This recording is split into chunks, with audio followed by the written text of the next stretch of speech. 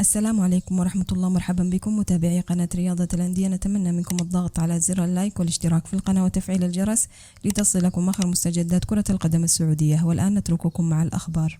لوران بلان يختار تشكيلة الاتحاد أمام الرائد. ديابي يدعم لاعبي الاتحاد قبل موقعة الرائد بحركة جميلة. بنزيما يعلن جاهزيته لمواجهة الرائد وغياب كادش. الاتحاد يبحث عن إنجاز تاريخي أمام الرائد في الدوري. ماريو ميتاي يبدي حماسه لتحقيق الدوري ويكشف سبب صبغ شعره بالأصفر. اختار الفرنسي لوران بلان مدرب نادي الاتحاد السعودي تشكيلة فريقه لمواجهة الرائد اليوم ضمن منافسات الجولة 32 من بطولة الدوري السعودي للمحترفين. وينوي الفرنسي لوران بلان الدفع بالثلاثي كريم بنزيما وعبد الرحمن العبود وستيفن بيرغوين في خط الهجوم خلال لقاء الرائد المرتقب. ويغيب عن المواجهة كل من حسن كادش وصالح الشهري بسبب الإصابة، بالإضافة إلى الفرنسي موسى ديابي الموقوف. وجاءت تشكيلة نادي الاتحاد المتوقعة أمام الرائد على النحو التالي: حراسة المرمى بريدراغ رايكوفيتش، خط الدفاع مهند الشنقيطي، عبد الإله العمري، دانيلو بريرا، ماريو ميتاي. خط الهجوم كريم بنزيما، عبد الرحمن العبود، ستيفن بيرغوين. وكان نادي الاتحاد قد حقق فوزا بثلاثية نظيفة على الفيحاء الأحد الماضي ضمن منافسات الجولة 31 من بطولة الدوري. وسيتوج نادي الاتحاد بلقب الدوري السعودي للمحترفين حال فوزه على الرائد اليوم قبل جولتين من نهاية المسابقة. ويتصدر الاتحاد جدول ترتيب الدوري برصيد 74 نقطة بفارق 6 نقاط عن الهلال صاحب المركز الثاني.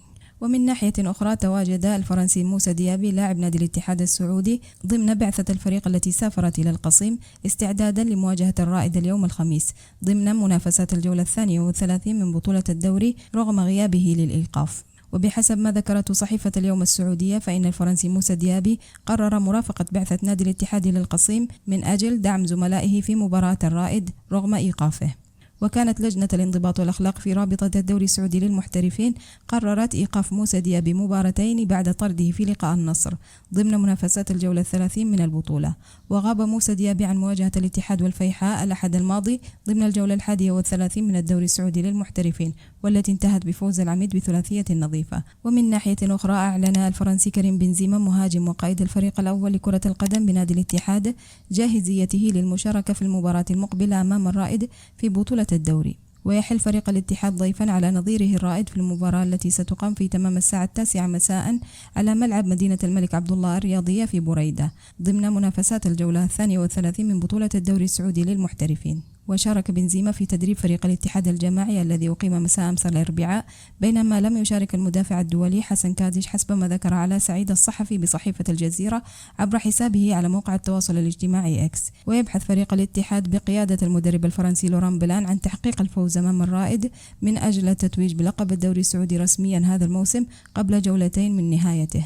ويأمل فريق الاتحاد في تحقيق الفوز ضد الرائد من قبل التتويج بلقب الدوري قبل نهايته بجولتين لأول مرة في تاريخه، إذ حققه في موسم 2008-2009 وكذلك 2022-2023 قبل ختام البطولة بجولة واحدة فقط. ويمني الاتحاد نفسه بالانضمام إلى قائمة أبطال حسموا لقب الدوري السعودي للمحترفين قبل جولتين من النهاية مع الهلال والأهلي والفتح حسب ما ذكر الصحيفة الرياضية.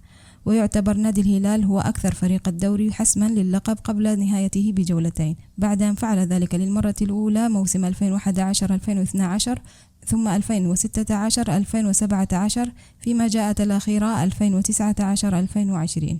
وفي سياق آخر أبدى الألماني ماريو ميتاي ظهير أيسر الاتحاد حماسه مع اقتراب فريقه من تحقيق لقب دوري روشن السعودي لهذا الموسم 2024-2025. أصبح الاتحاد على بعد خطوة واحدة من حسم لقب الدوري السعودي، إذ يحتاج فقط للفوز في مباراته القادمة أمام الرائد والمقرر لها اليوم الخميس. قال ميتاي في تصريحاته عبر برنامج أكشن مع الوليد: نحتاج لفوز واحد وبعد ذلك سنصبح أبطال الدوري السعودي. لأكون صادقا، لا نهتم بفارق النقاط مع الهلال، وما يهمنا هو ما نقوم به فقط. وتابع ميتاي قائلا: جمهور الاتحاد مذهل ودائما حاضرين لمبارياتنا، وأريد تحقيق اللقب مع النادي الذي أشعر بالامتنان لتواجدي معه. وحول النيو لوك الجديد له قال ميتاي: صبغت شعري باللون الأصفر لأنني صغير بالسن وأستطيع عمل أشياء غريبة.